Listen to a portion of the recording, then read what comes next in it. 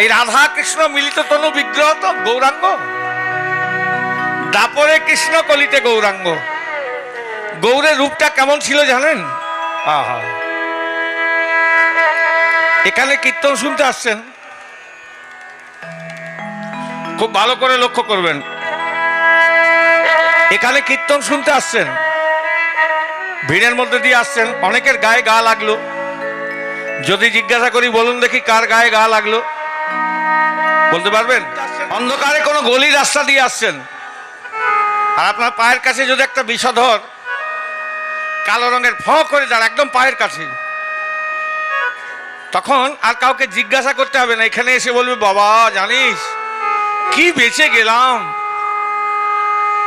এই একদম পায়ের কাছে, এই এই বড়। হ্যাঁ, তা ওই যে জিনিসটা দেখেছেন, ওটা যতদিন বাঁচবেন ততদিন মনে থাকবে, ভুলতে পারবেন?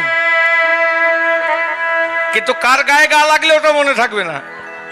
কিন্তু ওই যে যেটা দেখলেন সেটা আপনার চিরজীবন কেন না, ওই যে যেটা দেখলেন সেটা আপনার ঘরের হৃদয়ের মাঝখানে একটা ঘর করে বসে আছে। তা গৌরাঙ্গের রূপটা ছিল ঠিক সেরকম।